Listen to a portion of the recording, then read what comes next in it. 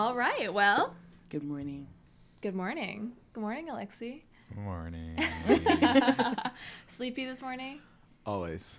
Always. All right. Well, good morning, everybody. Pop open those pill bottles. It's time to take your daily dose. Woo! We are joined today by Alexei Mejouev. Hello. Hi, Alexei. We're happy to have you today. Thanks. Alexei is a filmmaker and musician and Yes. artist. All of the above. Do you All want to of the give a above. short little introduction into who you are? Hi, I'm Alexei. I'm a filmmaker and musician and an artist. Okay, great. Thank you. You're welcome. I've so- never been on a podcast before, Okay. Really? so I'm nervous. I think you're going if to be you great can at it, tell. actually. Really? Mm-hmm. Okay, I just got to forget about the microphones and the cameras in the room. You can Exactly, look at the yeah. cameras. I look at the cameras all Oh, the time. for sure, always. But, like, What are you looking? you know. Yeah. Just dead on it. No, I feel very confident in your ability to do this. Yeah. Yo. All right. As always, we're going to make a zine today.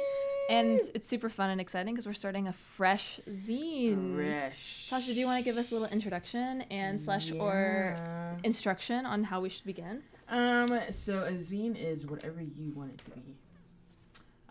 And with us, it's whatever you want it to be. Whatever you're feeling in the moment during this whole conversation, you just put it on a piece of paper. Before, what we did is that we kind of folded these pieces of paper to make kind of like a book. Okay. But if you just want to do a whole sheet, you can also do that. Either Front way, page. it wouldn't be scanned. It'll just become one booklet. And I just channel my artistry Yeah. into this, like, Pretend collage. Is that pretend what you're this is? like It's like a collage. you have like yeah. $1 billion Word. and you're just in your little penthouse, like Penthouse. collaging away All right. because you have the money to do so. Yes. Manifest it. Manifest it. Okay, I'm gonna start by picking my background color. Someone pass me the scissors.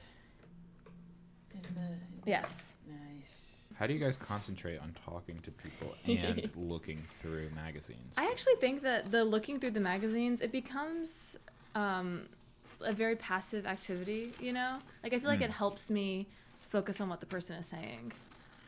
Yo, you know what? I actually agree with that because, like, when I have people that I'm filming and they're, like, nervous in front of the camera, like, the trick is to give them something that, like, they can do with their hands. Yeah, absolutely. And, like, or, you know, just, like, a natural feeling thing because talking to a camera is not very natural. So, Alexei, we have some questions for you. Oh, And we really have a few core questions that we like to ask all of our guests sure. that have to do with this podcast.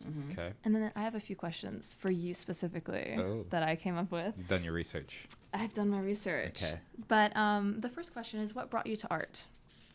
Art. Yeah. Oy. You know what? When my family first moved to Wilmington, North Carolina, where I grew up most of my life, I took this art class at the Blue Moon, and that's like my first memory of like physical like painting art. Yeah, what brought me to art? I don't know. So painting was the first thing that you recall. That's so interesting. Yeah, I think I was in like kindergarten or something Nice. like that. Uh-huh. I won a award or something. It was like outstanding art. Oh. You Nice. know, one of those like little. That's some outstanding art, Yeah. Alexei. It was a still life too. Wow. Like I think my parents appreciate the arts, you know. So I don't know if anything brought me to art per se. It's just kind of like just what I do.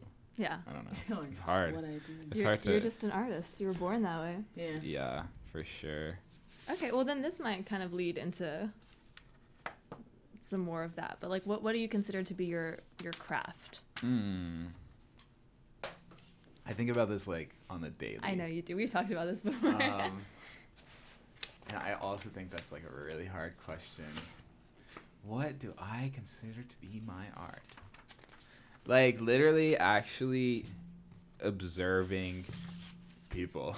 I know that's not Yes. really like But an art, right? But like I don't know. That's kind of the thing about art. it's like anything.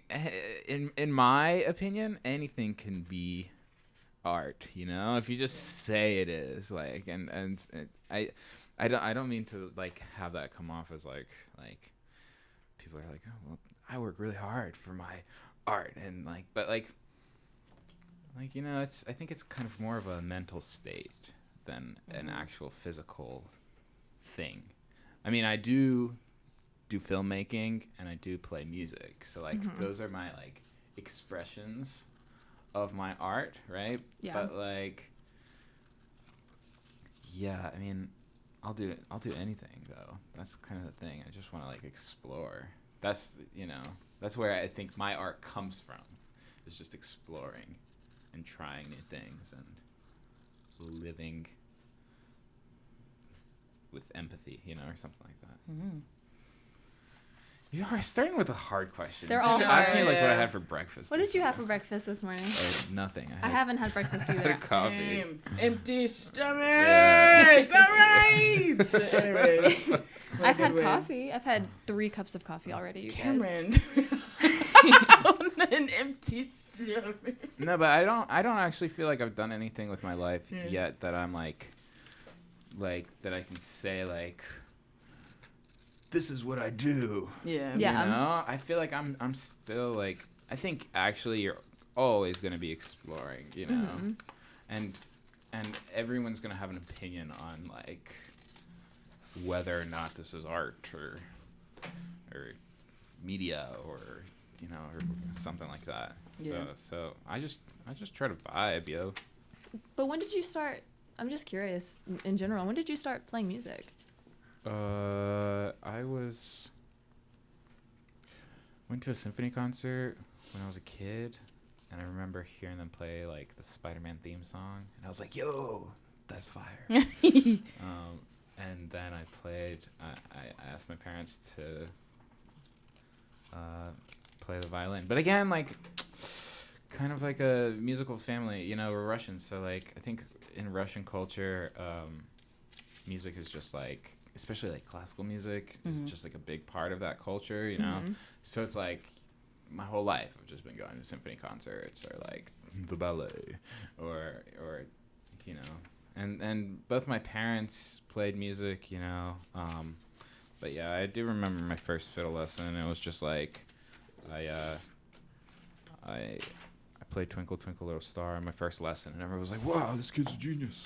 A child prodigy. Child prodigy playing Twinkle Twinkle Little Star. Yeah. Takes people 3 weeks to learn Twinkle Twinkle Little Star. And I'm like, yeah, you know. Wow, you're bringing me back. I'm trying to like really remember all this stuff now. Yeah. Yeah, I had my first lesson. It was like this music academy on Oleander in Wilmington. It's no longer there. Oh no. You closed it. Yeah, I shut it down. Shut it down. Yeah, I think music is like a really special thing. You know, it kind of like it can touch people in different ways. Oh yeah. We had a huge conversation about music and the power of music. Touch the brain in many ways. Yeah. Yeah. Yeah. Ooh, again, you just ask me easy stuff, yo. Well, then this next question is going to be super easy. Ready? Okay, I'm ready. What are your ambitions as an artist? Oh my gosh. Am I ambitions? Yeah. Oy. Okay, so truthfully, the first answer that comes to my mind, is making money. Why are you sorry about that? You know, I think that's just like, I think this is how it goes for me. I think I want to be in the arts. I want to be in like, yeah, just like we'll just go very broad, arts, right? We also live in America, which is like the capitalist mecca of the world. For sure. And so like you can't pay rent unless you're making money, right? Correct. And so then for me, it's like, I think a lot of artists shy away from making money from their art because they don't think they're good enough, or or I mean, there's a stigma around it too. Yeah, for sure. You know, like if you go to a show and it's not free, or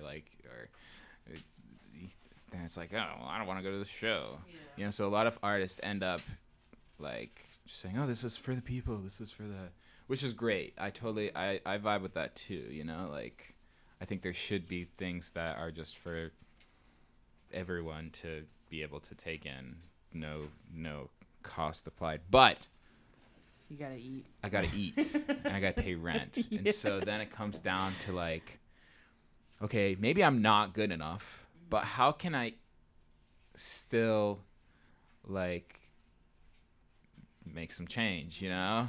And so it's always been kind of for me like finding things in the industry, because there's plenty of things that in the arts that can make you money too, you know? Yeah, I mean. And so it's kind of like it's just like a little journey for me. It's like one job at a time, you know? And with every job I get a little better.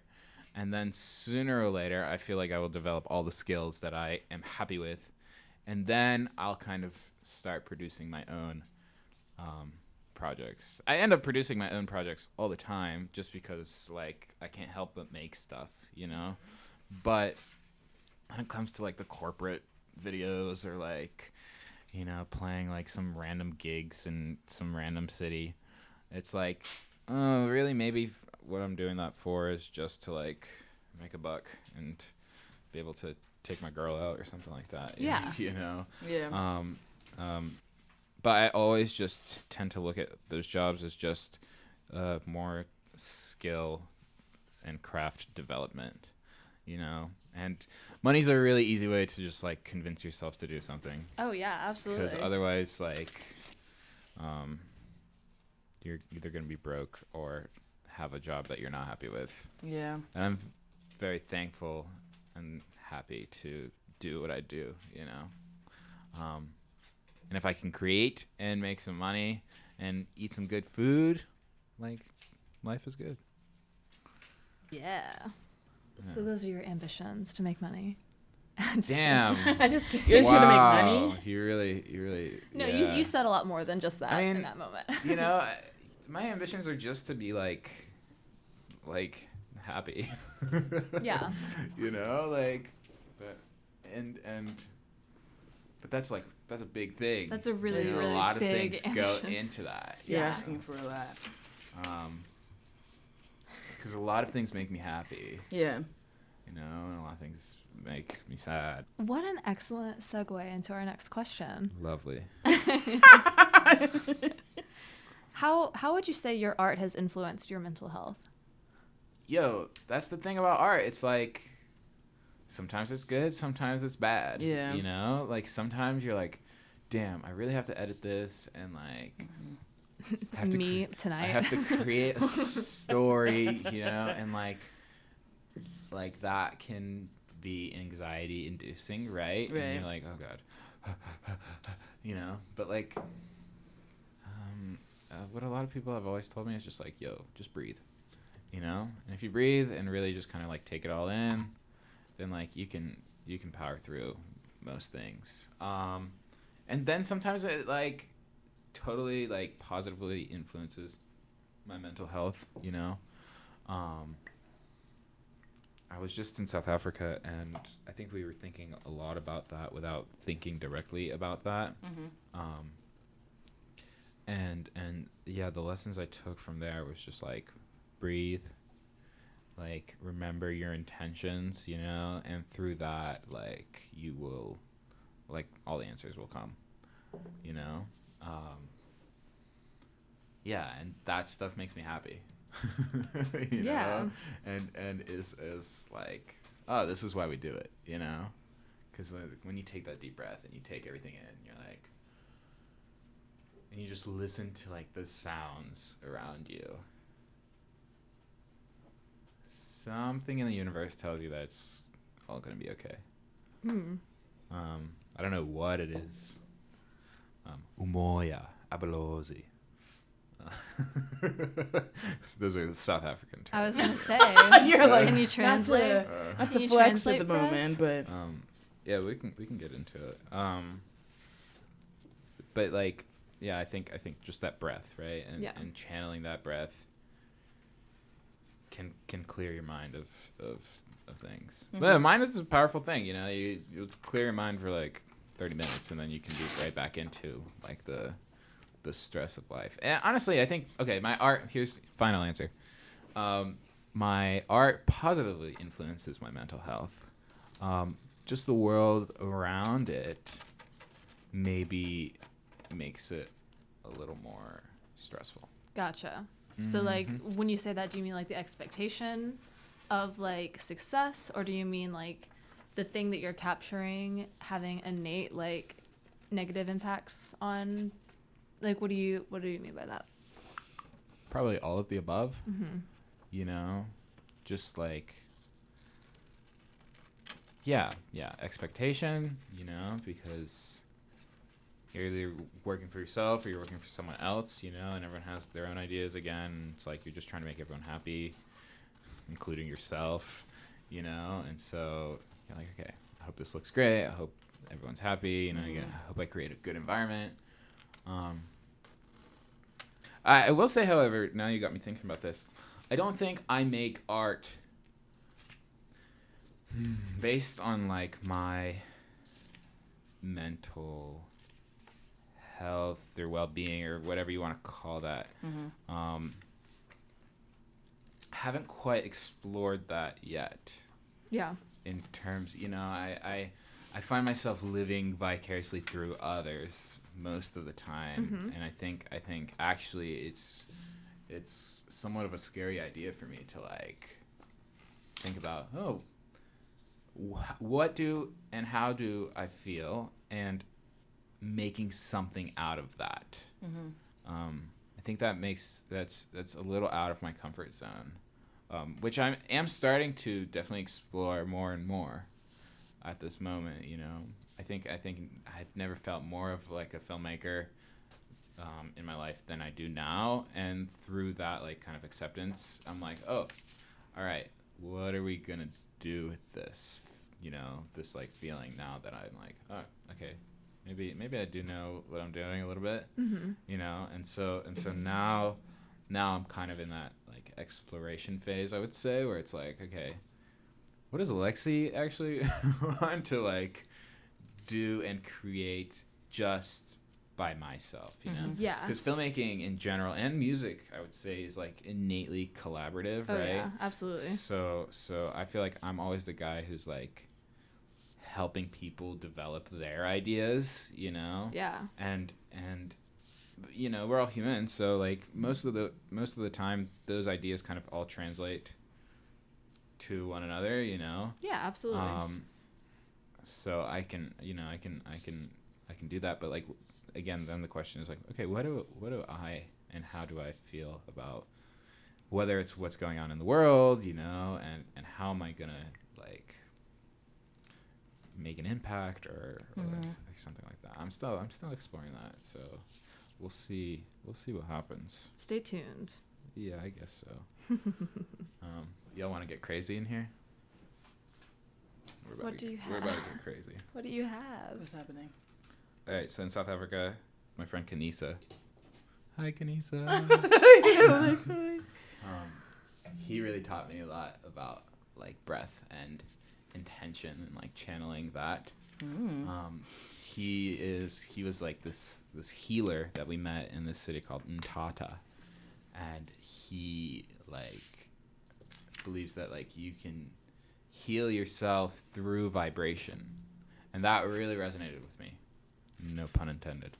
And like, because I think I found that always like vibration and sound can like get you out of your, you can say out of your head, but like get you in a different space, a different realm. Yeah. So he carried around a jaw harp everywhere he went, and this thing sounds crazy, and it really takes you to some other place. Some people really hate it. I was playing it the other day. I was at the beach 2 days ago, and we were all like staring at the moon. It was a full moon, and I started playing the jaw harp, and like 3 people were like, plug their ears. They were like, but you know why? Because they're too scared to wake up. They were denying it. Yeah, for sure. So you're trying to wake us up right now? Yeah. So okay, let's hear it. Okay, I'm ready. Just channel, just feel the vibrations, and breathe and feel the feel the breath in your. Okay, y'all ready? Yeah. Wow, this is my first jaw live live performance. It's okay. Everyone. Don't stress. Don't look at the. All right, y'all ready? Mm-hmm.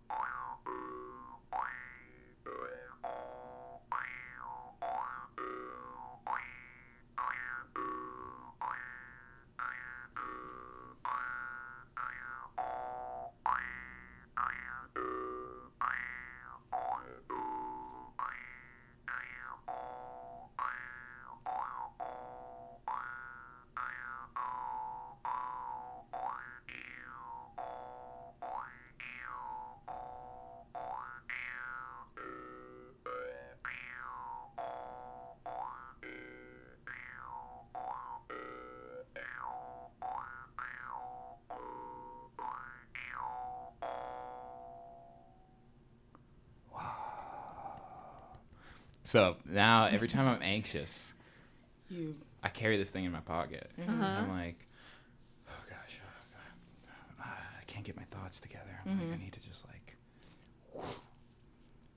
pull this baby out. And then you're just like, it takes a minute to get there. You like listen to it a couple times. You're like, okay, what the instrument? Yeah. No. You're like, what am I doing? And then like you get through like a couple bars or whatever you want to call it, and you're like, all right, and then you start breathing, because at first you're like holding your breath, you're like, and then like you just gotta breathe, and so you start breathing and like you channel that, and then you listen to those overtones that start floating in like the top of your skull, and your whole skull is vibrating, and like it's amazing, like it just everything aligns. It's like you're like, oh wow.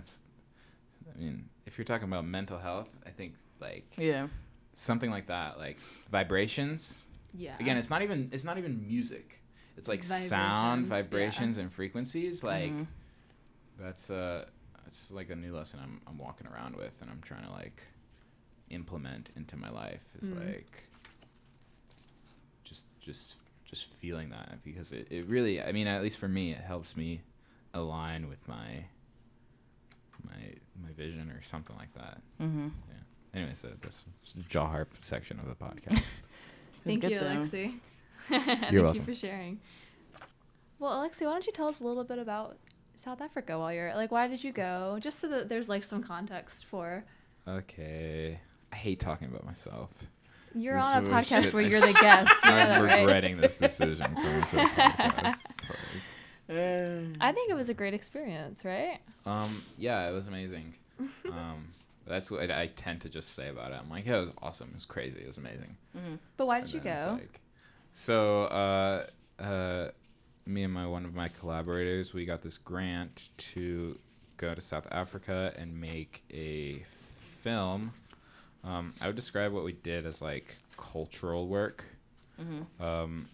where we just literally went to a country and shared each other's cultures. We brought a little bit of North Carolina, a little bit of to South Africa, and then South Africa really took us on a ride too. Yeah. We were there. We the whole kind of film, the documentary, is like exploring musicians of the world, and so our first country is South Africa. And we met with so many artists, and all doing the good work of art and good intentions and spreading the love. It was really good to see, that like people all over the world are doing the same thing we're doing here. We were at this one concert, like at this university, and it was like, the sound system wasn't working, and like, like there was like some kids doing some performances, and then some adults doing some performances, and like a college band, and like, and I was sitting there, you know, there was like maybe like 30 people in the audience in like a room for like 200 or something like that. And I was like, I've been in this situation before many times. Yeah. I'm like, okay, so you know, it's like the like, you know, the sound is like, and you're like, am I in South Africa or am I in just like, you know, some random church in North Carolina? Oh God. You know?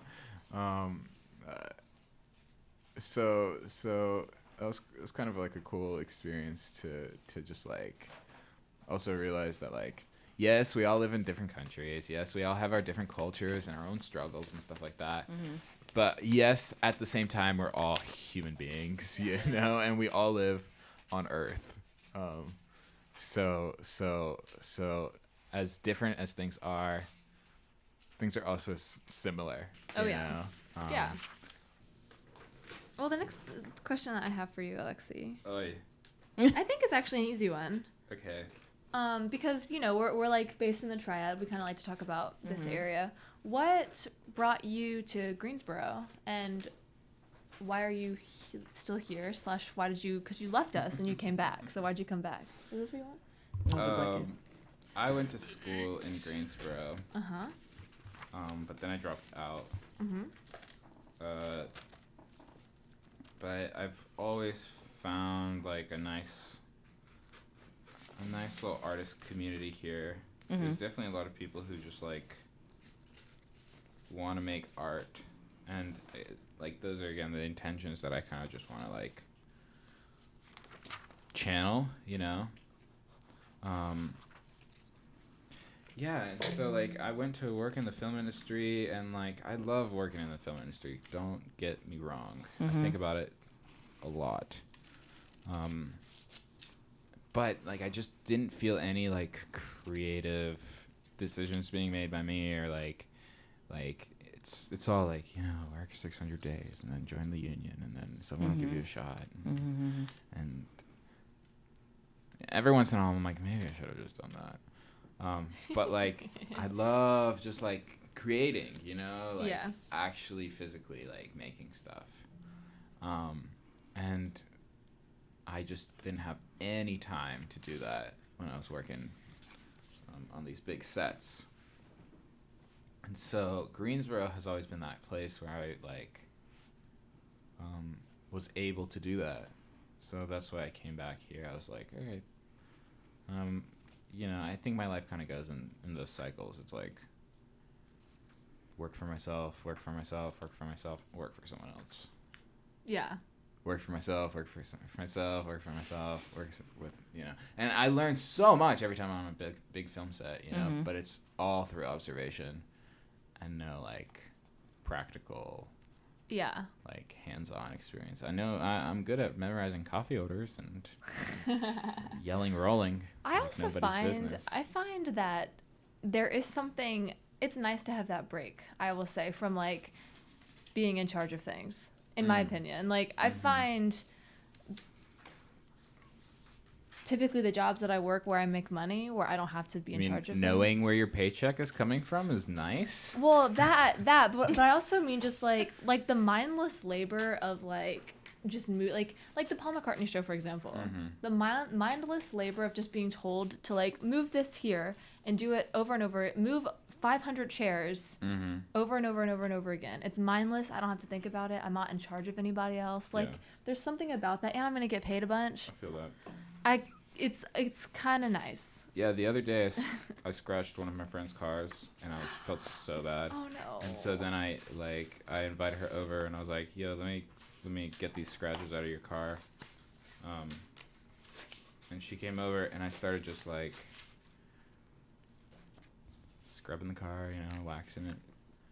And like 30 minutes in, I was like, that was nice. Right? It's like I had one goal. It was pretty easy to get to, you know. You just clean this car, and then the results were nice too, you know. Yeah, like the scratches weren't there anymore, and I was like, dang. There's something nice about just like turning your brain off and like focusing on just like, Wax on, wax off. Wax on, wax you know, and I was like, dang, maybe I should just do some manual labor. Yeah. You know? And then like yesterday I did a music video and everyone's asking me like a million questions. Yeah. And I'm like thinking about where to put these lights, and then I'm like, oh damn, there's reflections on the glasses. Where do I move this light to? Blah blah blah blah blah. And you know, that's also fun and like super like adrenaline and all this stuff.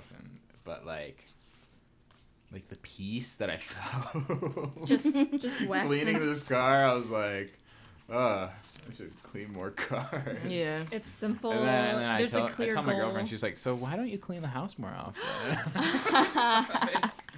I'm That's like- right, Maggie. I'm You like, better. You're right.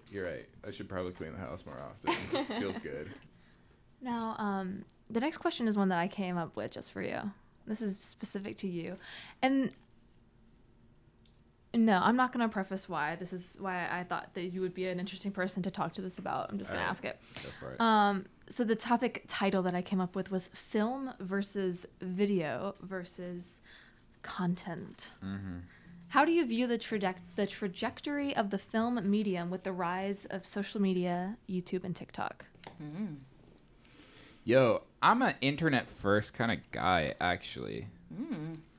You answered. You did the. I was gonna give a disclaimer as to why you, and you Yeah. immediately. I mean, look, I The love watching movies and stuff like that, sure, and shows and all that stuff. Mm-hmm. But like, when I actually think about like what got me into filmmaking, it's YouTube for sure, 100%. I mean, Like, you know, like I know a lot of film nerds out there, and I always just get like a little awkward when they start talking about all these like classic movies that I haven't seen, because I don't really care about them that much. You know, like yeah. I like movies for sure, and I go watch my fair share of them, but you know, there's nothing like a classic YouTube video. mm-hmm. And look, social media for sure is changing, you know. It is. Like, I love my 20-minute YouTube videos, and now it's like 7-second TikToks. And so Or hour-long YouTube videos. You know, there's yeah. It's expanded, and it's also gotten so much shorter. And so it's like, you know, you try to keep up with the trends and stuff like that. Mm-hmm. But like, yo, 2015 to like 2018 YouTube. Yeah, we're Those definitely were the the- YouTube kids, aren't we? We those were were raised the- on YouTube. Those are the prime years. And so like those were the people who inspired me to like pick up a camera, you know. Mm-hmm. And all these cats talking about filming on film and all that stuff. Again, like beautiful. 100% agree. I would love to shoot on film, but also like, why not just my little camera that I'm holding in my hand, and you know, and so I constantly try to remind myself it's like actually more about the story, you know, than anything else, and that should be what I'm focusing on. And whether the story is 7 seconds long or 20 minutes long or 2 hours long, it's still about the story. Yeah, we're kind of in a weird place right now in terms of just like media, right? I mean, don't you think like we're all just like watching things to just like shut our brains off anyways? Yes.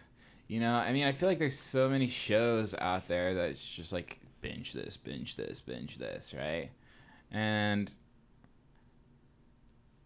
you end up thinking about all these things that the movie is talking about, but like most of the people who like watch things that I talk to, they're just like, oh yeah, I watched this show on Netflix, it's pretty good, you know. Like, Yeah.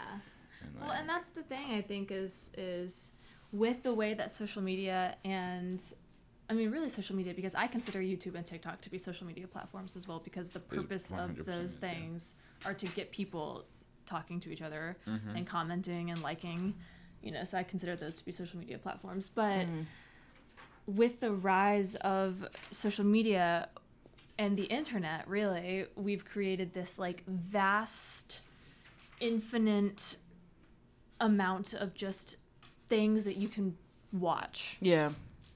You know? And I have like, I think I have 2 experiences with watching things. The one that I probably experience the most, unfortunately, in my opinion, is I just put things on just to be noise. Mm-hmm. Yeah. And that can be, and a lot of the time that's TikTok, that's YouTube. Mm-hmm. But it can also be, I mean, because like you talk about the endless amount of Netflix shows and Hulu shows, and in my brain, those things are kind of like YouTube videos. Like they're kind of created to be binged. Yeah. Like Netflix, you know, you hear people all the time talk about how Netflix killed like TV shows because now there's no suspense, there's no wait, you can get it all at once. Mm-hmm. And they're kind of, now they're releasing things weekly again. Like HBO Max releases things weekly and Mm-hmm. Hulu, and so like they're kind of going back to that format somewhat. But Yeah. so that's the first experience that I have, right? Is like just putting things on for noise. The second one I have is if I really want to watch something and I sit down with it and I turn my phone off and I like actually sit down and watch it, and that's when I find myself being more fulfilled by the media in front of me. That's when I'm like. And I'll have this thing where I'm like, oh my God, I just watched this TV show and I watched every single second of it and I know exactly what happened and I could like write a synopsis of it. And that's not normally how it is for me when I'm just like putting on noise. And that to me is so much more fulfilling. And I think that like you say that people are really just watching things to drown out the noise. But like I think that like when I have that experience, I'm watching things to look into the eyes of the people that created this and understand why, or understand the experience that they're trying to capture. Or maybe I don't understand the experience that they're capturing and I'm like, what does this mean? Like what? Like it makes me question things. It makes me want to learn more. And those like, and that's in my opinion where, and I don't, like I'm not, I think both of those things are great. Like obviously I intake media in both of those ways. So I'm not saying that one is better than the other. Mm-hmm. But that's the difference, in my opinion, when it comes to, like, film versus, like, content. It's all about the intention of the viewer. Yeah. Actually, right? If you want to make it noise, it can be noise. And if not, it's not. There is a lot of trash out there, though, too. Yeah. Yeah, like, there is, absolutely. Just, like, straight up, just, like... actual noise, whether you like are trying to intentionally watch it or not. Intentionally watch it or not, but like, I like that you both mentioned YouTube, or just like watching creators or like watching TV shows. Because I mean, like before I had TikTok on my phone, I had to delete it because I was spending at least 2 hours of my day watching it, and it was one of those things that I was replacing TikTok with television. Like I was replacing it with YouTube because it just seemed easier to consume shorter content than for me to watch something long. Because it was like at any time I can just turn this off, but I can't just cut a TV show in the middle if I'm done. Right. Like I have to watch the whole thing. If not, I'm not going to go back to it. Yeah, but isn't it weird how like the shorter thing keeps you longer? It does, because you're like, oh, I already watched one. That was like 6 seconds. Let me just watch another one because it's not going to take any time. But like on YouTube, I watch usually, and I feel bad because I don't watch any Twitch streamers live, but I do watch the videos that they post on YouTube. Yeah. And so like, but it's mostly like video game content. Like I just watch people play video games. And that is, I guess it's just one of those things like I miss playing video games, but I don't have the energy to actually play it myself. So I'm just like, I will watch someone play it. And that's more like entertaining to me for some reason, but it's like, because I mean like, it is like an entertainment thing. Like they know like people are watching me, so I'm going to make this, you know, as funny as possible, and it's hilarious. But like I just do that in hopes of like maybe this will segue myself into playing it. Like maybe one day I'll be like, oh, I'm gonna do it myself, and then I haven't gotten there yet. But it's my hope, it's my dream to play video games. As we do every week. Oh yeah. Taja and I go back and forth we each every week go back and forth doing a little research on a topic that has to do with mental health and art, and we don't tell the other one what the topic is about, so it's fresh. It's my turn this week, and I actually kind of segued somewhat out of like the art field, but I think it still relates to what we were just talking about. So I did some research on how social media changes our brain. Oh God! And I think it's really, really interesting. None of us want to know right now. Some of the things that we just talked about in terms of how this happens. So I need to take another pill from my pill. So open up your pill bottle. It's time for your daily dose. I need another one. So just to begin, how social media was created and how it works and how it operates. Some basic thoughts on that. Social media, so these are like all quotes. Social media has a reinforcing nature. Using it activates the brain's reward center by releasing dopamine, a feel-good chemical linked to pleasurable activities such as sex, food, and social interactions. Of course. The platforms are designed to be addictive and are associated with anxiety, depression, and even physical ailments. So social media was literally designed the way a slot machine was designed. It's designed so that you have no idea what the outcome is going to be. You put something out into the world, you might get a bunch of likes, you might get a bunch of comments, you might not. There's like a risk versus reward that you're playing with, right? Every time you post something. And because of that, it's thrilling, and it literally releases that dopamine in your brain that keeps you coming back. Oh God. To boost self-esteem and feel a sense of belonging in their social circles, people post content with the hope of receiving positive feedback. Couple that content with the structure of potential future reward, and you get a recipe for constantly checking platforms. So literally, Facebook, Instagram, TikTok, YouTube, they were literally created with the idea that it's going to force you to be addicted. It's going to incentivize posting so that there's more content on their platforms, but in doing so, you're adding to the constant. Every time you refresh, there's an infinitely new number of things that you can take in. It's literally an addiction. Yeah. Social media. So some of the ways that social media changes the human brain, it has a huge impact on attention span. Yep. And so like if you think about the average length of a film, like an hour and a half, nowadays more like 2 hours, 2.5 hours. And then think about how many different things you could see in that same amount of time on social media, like Instagram or TikTok. See, that's what I'm talking about. You can see so many different things, and that's exactly what you were talking about. Like you can sit down and watch a TV show and it's 30 minutes to an hour, and you've watched one story all the way through. Or you can sit on your phone and scroll through TikTok for 30 minutes to an hour and see a number of things. And the second you don't like what you're looking at, you can just refresh the page and get an entirely new set of content to watch. Oh, yeah. So this is some, let's see, heavy social media users perform worse on cognitive tests, especially those that examine their attention and ability to multitask. Compared to moderate to light social media users, heavy users need to exert more effort to remain focused in the face of distraction. Researchers hypothesize that since social media is easily accessible and competes for your attention with the promise of perpetual new content, heavy social media users become less able to ignore distraction in general. Not only does this lead to poor cognitive performance, but it shrinks parts of the brain associated with maintaining attention. It literally shrinks your brain. Bro. This ability of the brain to change is called neuroplasticity, and it has a big effect on your attention and cognitive function. But social media also changes the reward pathways in your brain. Because it provides immediate reward, right? So it provides immediate rewards in the form of dopamine release every time you post or get a notification from the app. This constant barrage of shallow rewards rewires your brain to want more of what caused that dopamine release, which leads to social media addiction. And the last way that I researched specifically for today that it changes your brain is your memory. So, Taja, how do you immediately relate to that? So many things. Please keep going. Research also shows that heavy social media use is linked with memory deficits, especially in your transactive memory.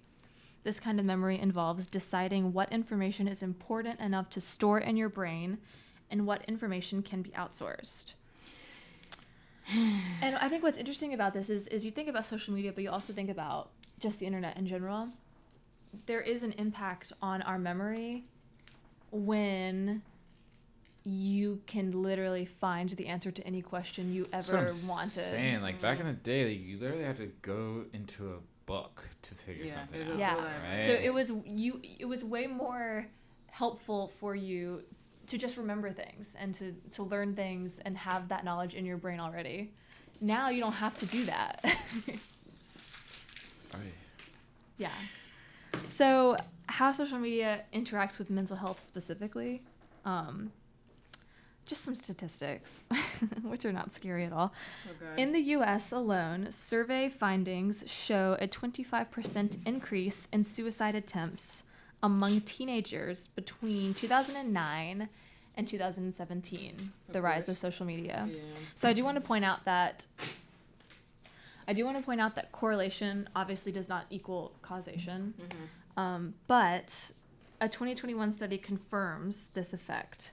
The researchers reported that while social media use had a minimal impact on boys' risk of suicide, girls who used social media for at least 2 hours each day from the age of 13 years had a higher clinical risk of suicide as adults. And that's the thing that I found interesting in this is that this article was talking about how the impact on boys versus girls, because boys socially, from a psychological standpoint, tends to use aggression more in like social interactions to intimidate or to bully or to whatever that may be. Yeah. But girls have a tendency to use social power, like inviting everyone in a friend group to go do something except for one person. They tend to use that as like bullying or aggression. That's brutal though. And the way that social media introduced this new thing where not only did you not get invited to this event with all of your friends, but you can see them posting. And so this, FOMO now exists in the world where like you have a true fear of missing out because you can see all of your friends out. I'm telling you, having a good time. I do want to point out, I have some questions for us to kind of discuss this a little bit. Okay. But before we get into that, I do want to point out a few positive impacts of social media. Okay. It connects communities. So if you think about like Facebook groups, LGBTQ groups are on the rise, and like groups that are made specifically for marginalized individuals. It's a lot easier, I think, as a young person to find people that are like you than it was before social media. I mean, I think that like even like I had the experience because we grew up with the beginning of YouTube, obviously. Yeah. And like that was the first time I ever saw like queer people in my life was like queer YouTubers, and I was like, oh my god, girls like girls, cool. Yeah, like. And that's like the first time that like, so there is something to like, you can become connected to people that may not be in your immediate vicinity, depending on where you are in the world. Yeah. It gives a voice to the voiceless. So you have movements happening, obviously and there's pros and cons to everything in social media, but the Me Too movement changed a lot in how like the industry of film and media works. There's all these other like, it becomes easier to say things because you're kind of protected by the internet. Yeah. And that obviously has pros and cons to it. But there are pros to that. And it can also provide education, self-expression, and creativity. I mean, I know we've talked a lot about TikTok so far, but I genuinely do love TikTok. I've gotten better about spending time on TikTok, but like I really do think that there are some true artists working on TikTok and putting things out in the world. Sure. And without that platform, those people may not have ever done that. You know what I mean? Yeah. So it's given a platform for self-expression. And I see some things on TikTok and on YouTube that are wildly creative that I don't think I would have ever seen in my life. So those are just some positives after the negatives. And I just have questions for you guys to kind of discuss these things. Right. My first question is super easy. What social media platform do you use the most and why? Well, it was TikTok. Yeah. I can probably look at it on my phone right now.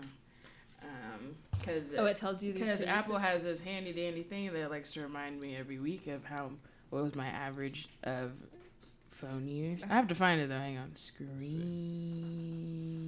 What is it called? Screen time. Yeah. So my daily average right now is 4 hours and 23 minutes. Wait, I wonder if my phone does it. And right now, it's Instagram, which is just 34 minutes a my day. daily average is 4 hours and 17 minutes. So, yeah, I would say YouTube and Instagram. Instagram is the devil, though. Like, Instagram is the devil. I agree with that. I am most addicted to Instagram, and I don't even. You know why? I think stories is what I'm most interested in. Like, you can literally keep up with someone's life. You can. On stories, and I feel like I keep people updated on my life through my story.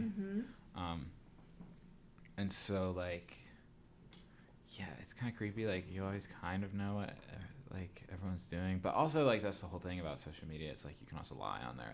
You can. Nobody's business, it's weird. It's like a blessing and a curse. Yeah.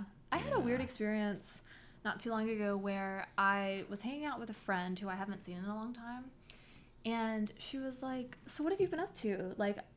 What have you been doing?"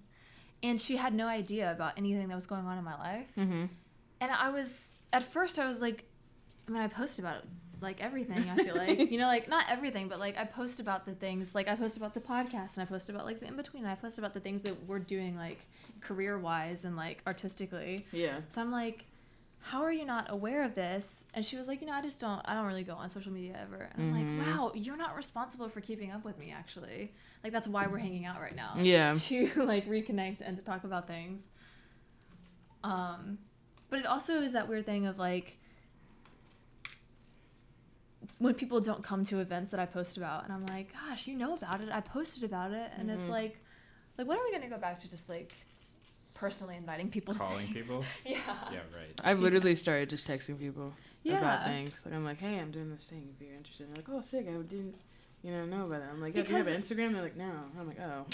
There's Like, also well, just so much to keep up with on Instagram. There is. You'll miss it because of the damn algorithm, but that's okay. Yeah. You can never see anything at the right time. But I would say TikTok, YouTube, and Instagram as well for me. I spend quite a bit of time on Facebook also. Yeah. Facebook is pretty fun. Just to scroll on. I like Facebook for the groups. I feel like... Oh, yeah. Really? Oh, I yeah. don't think I'm in a single Facebook Oh, group. yeah. And see, that was my experience until maybe this past year. But I will say the groups drive me crazy sometimes. What groups are you in? I'm in several. We're in Fearless Winston-Salem. Shout out Fearless. Woo!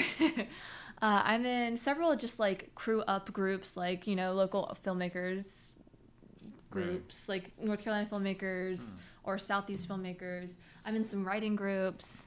I'm in some bartender groups, restaurant groups, and those are mostly just for funny memes about working at a restaurant. But the thing about Facebook, I guess, really is the memes. Facebook is just the memes. It's just it's just stupid fun, And also, the majority of my family doesn't have any other social media, so that's how I kind of keep up with those people. Okay, so then another question that I have: do you think that it is necessary to have social media or have a social media presence to be an artist? No. Okay. Can you elaborate? Will you elaborate on that?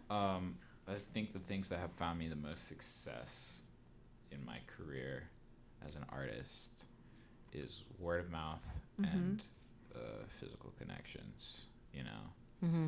Like I'm constantly being told, like, yo, you've done so many freaking projects. Why don't you post about any of it?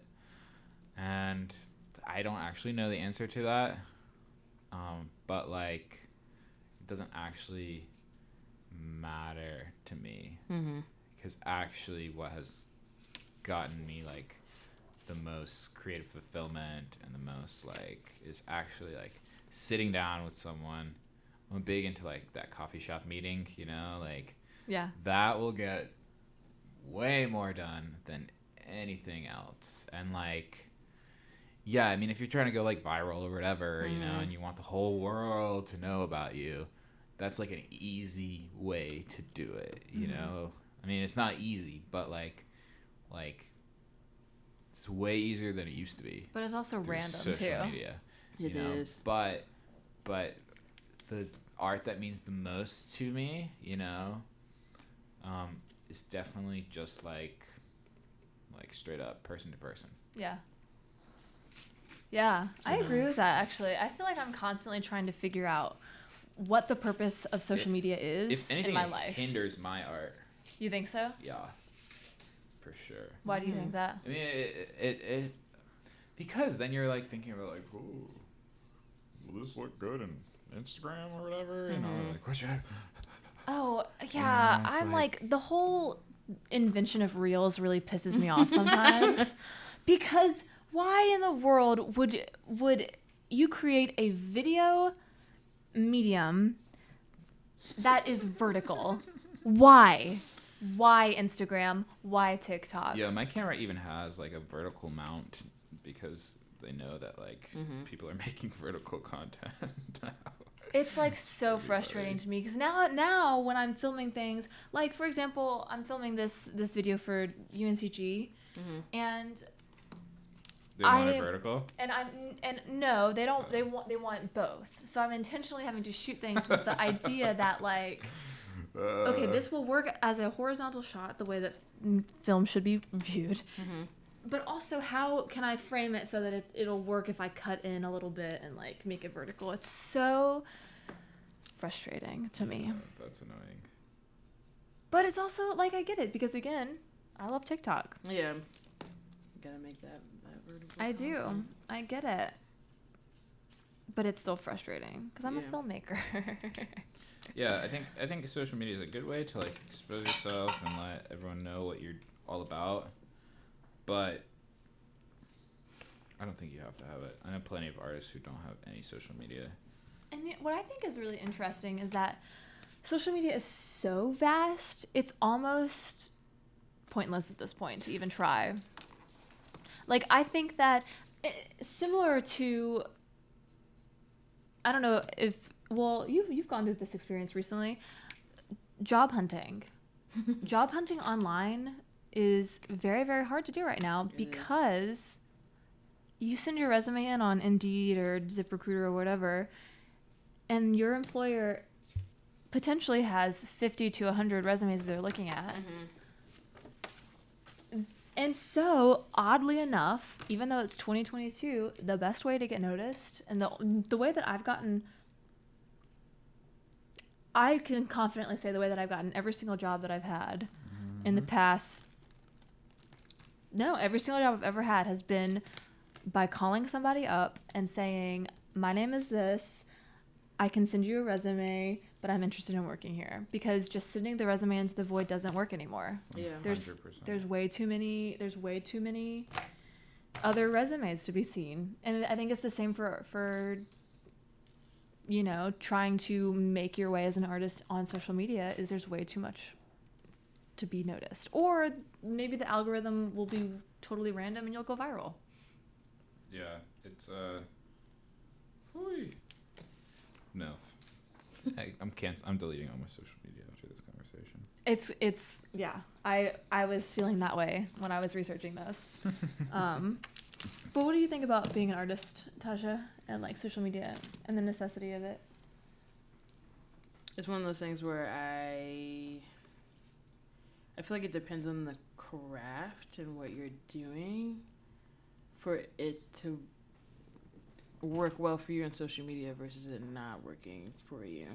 But I do think, like, as of right now, and with the generation of people that are successful in the arts industry, you're going to have to go out and talk to them. But maybe in 50 years, if Instagram still exists, you can probably just DM one of them and then they'll respond to you. Like, it's, you know, like, I feel like right now you definitely have to talk to somebody face to face. But also, as artists right now, we're already talking about deleting social media, so it might just stay in the same, you have to know someone to know someone, and you have to go out. Yeah.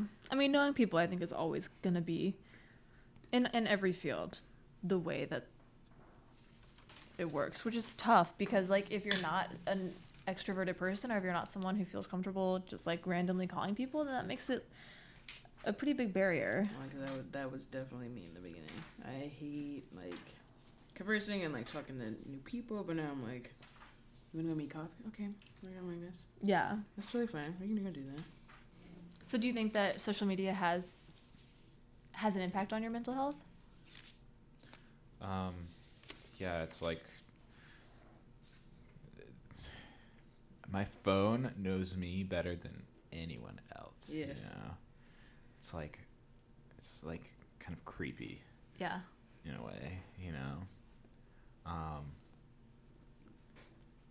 It's kind of that noise, right? It's like, does it have an impact on my mental health?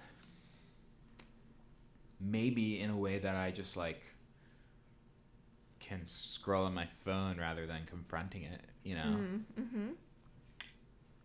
Yeah. See, I feel like I would like to be able to say that I see social media for what it is, and so I'm able to not necessarily be affected by it, but I don't think that's true. Like, especially when I was reading these articles and doing research for today, it was talking about, like, one of them was talking about how a very common thing is you post something and then you're constantly checking your phone because you want to see if people are liking it or if they're commenting it. And I'm like, I totally do that. But it's also like, I don't necessarily care about how many people like something. Like, I feel like I put things out on social media for, like, my friends and for my family, and so I get excited when, like, people that I love, like, comment on something, because I'm like, oh, this is someone that I love that's commenting on something that I posted. It's not necessarily like, oh, I really hope I break 100 likes this time or whatever, like, but that being said, that's still an addiction. Like, I'm still constantly checking my phone, right? And I'm still, like, super curious, like, who is like... Nothing feels better than a slide up on your story. I will say, one final thing that I wanted to talk about. All right. And not even just some tips that I researched for ways to prevent some of the negative effects of social media. Please, I need these. Please. So this is just a quote really quick. People can help themselves avoid some of the adverse effects of social media by limiting use to 30 minutes a day. No. In turn, reducing FOMO. No, I'm joking. You just said no. In turn, reducing FOMO and associated negative consequences. So I said earlier that, like, the average time spent is 3 hours. Mm-hmm. If you can get down to 30 minutes a day, that's a healthy amount of time to be on social media for the most part. Or a day? A day. Okay. But some tips that I found, this is one that I did for a little bit. Limit social media to just your computer or your laptop. So delete the apps. Yeah, oh. I think that's. But you can't post on Instagram on the computer. Yeah, you can. No, on the computer? Yeah, that's how I post every single D.O.S.E thing ever on my computer. Okay. Interesting. Yo, I mean, for me, it's literally like sometimes I'm on Instagram. I'm like, how did I end up on here? Yeah, that happens to me too. You know, so like that's kind of the thing. It's like my thumb is like just like. So just take it off your phone, yeah. Or take it off your homepage maybe. Take it? But I already took it off my homepage. I was gonna say, I think Facebook's off my homepage. I already have to. I know exactly how to do. I don't have Facebook on my phone. Like, it's all like through the web browser. Yeah. And then Instagram, I deleted off my like I have to like type it in manually but I still get there. You still get there. And then the other tip, which I think is actually, I might do this. Just turn off the notifications on the app. Already done. Nice. Tasha, turn off those notifications. You don't need them. Just tell you, like, I always have to tell myself, I'm like, if something is dire, someone will call me. There's nothing dire on social media. There's nothing dire on social media. There's not. It's fake. It's not even real. Yeah, it's... Social media is fake. There was a dire thing on social media the other day that I didn't. What was it? My friend Jupiter that I gave those 2 kids to, they can no longer take care of them anymore. Why couldn't they call you? Yeah, but isn't that like a text message thing? Well, I mean, like, they were just saying, like, they were... Like, it was, like, for me to know that they are not in my... But I mean, what we're saying is... They could have contacted me, but they didn't. But also, they didn't contact me. My friend Becca sent me that. That story was like, did you see this? And I was like... So the answer to this is that, first, that entire situation was handled poorly by the people involved in it. Tag. I was like, oh, there they go. I'm finally gluing. You're gluing? You're gluing? Okay. Well, let's do it. Tasha, do you want to give a little update on your zine? Oh, I kind of went a little bit crazy. I love yours. Yours is like so full. Make me look bad. No. Here, you can look at mine. And it'll make you feel better. Who's that in the corner? Lennon? No. Just... Say John Lennon. In that corner. So mine is, which face appears happier? What do you think, Taja? I think the Fruit Man. Fruit Man. Fruit Man. It's a Fruit Man. Which face do you think appears happier?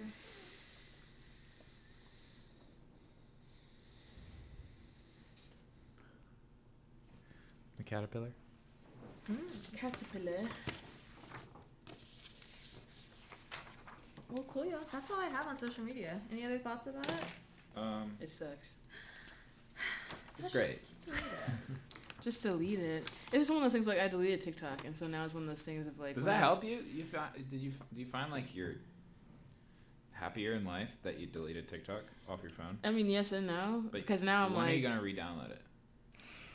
That's a good question. Because You it's are. going to happen soon. You Because are. I'm really just, like... When I look at my phone, I'm like... And what's going to be that trigger that you're like... But you don't have to be on your phone all the time, you know? Like, I get that. I do that, too, where I'll be like... You know? And I'm like, what do I want to go to now? What am I looking at? But it's like, I don't have to be on my phone right now, actually. It's hard. I know. I'm just trying to, like, remember as a kid, like, what did I do without this block? You know? Like, I did something to occupy myself. Do you need some adult coloring Probably. books? Like, coloring or, like... Walking. I love to go on walks. I love a good walk. I'm like, yeah. Well, as we finish up our zines over here, I'm going to shout out some events that are coming up this week.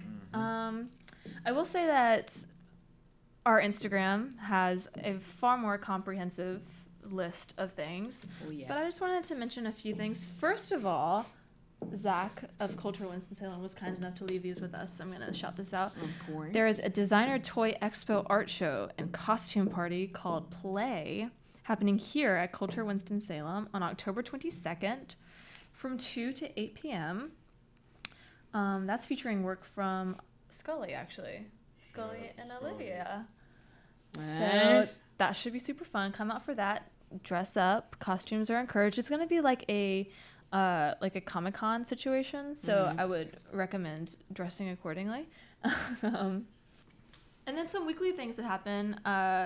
In Greensboro, we have Wine Wednesdays happening every week at Double Oaks. And there's live jazz from 5 to 8. And also very, very, very tasty food brought to us by the Huggs Brothers. Shout out the Huggs Brothers. Shout out the live jazz. And shout out Double Oaks. We've all three spent quite a bit of time at Double Oaks. It's very beautiful. Yeah.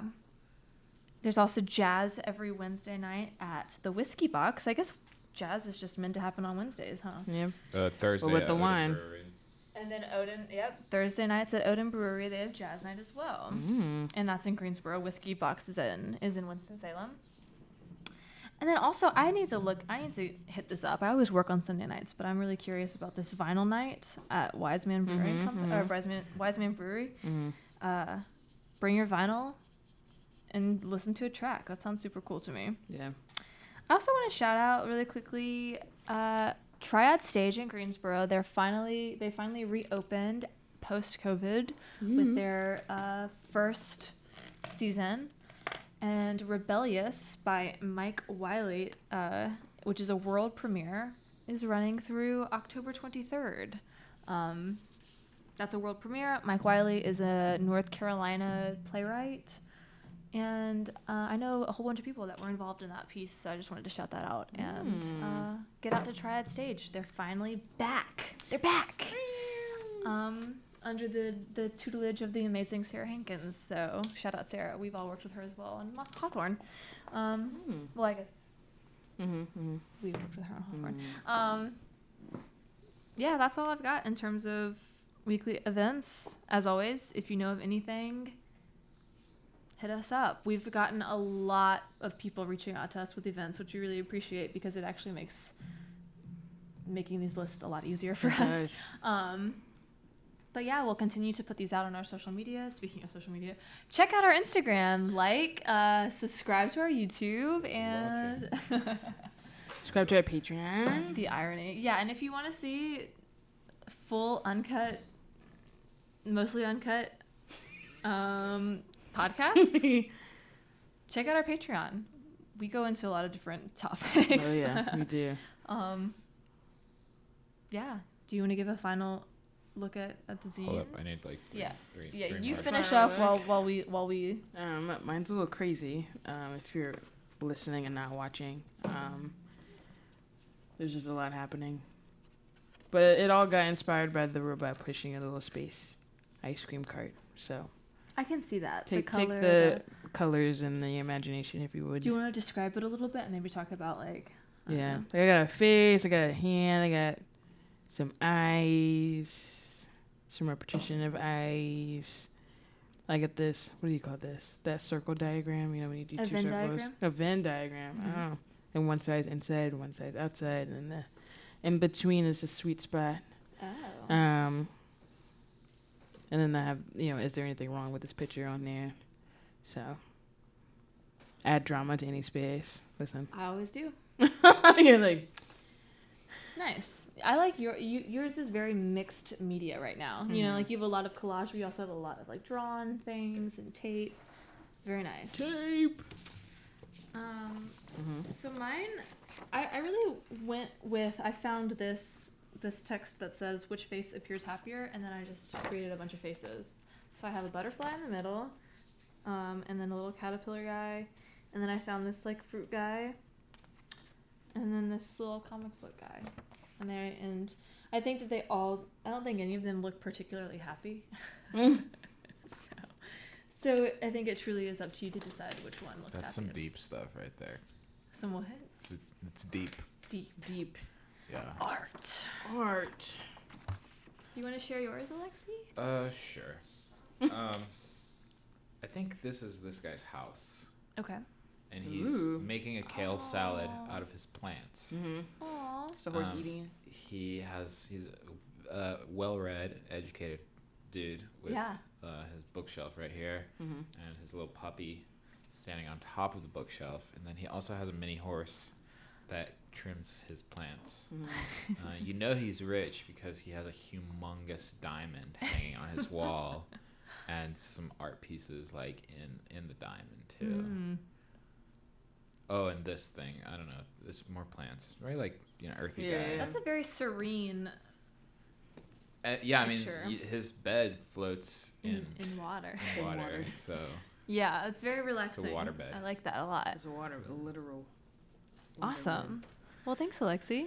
Thank you for contributing. Yo. Is there anything that you want to, plug while you're here? You don't have. You don't have to. I have to just. I hope I go watch Mothman. Yeah, go watch Mothman. Let's see, some parting words for y'all. Yeah.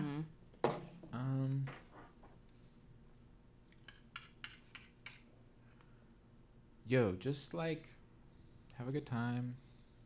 Just smile, wave to people, say hello. breathe. Don't forget to breathe. It's the most important thing. Yeah, I think that's pretty much it. Why don't you You wanna do your little play instrument? us out? Play us out? Remind me what it's called. Just the mouth harp. Why don't you mouth harp Mouth us harp. out? Yeah. Right. Let me channel something real quick. Maybe let me look at this art. Yeah, and Yeah, everyone at use the home, art. take this opportunity to breathe. Take this Hear those opportunity to breathe. vibrations. Feel those vibrations. Those vibrations. I've always wanted to host a podcast, but not like the talking kind, like more of like a storytelling kind. Just like my podcast voice. Okay.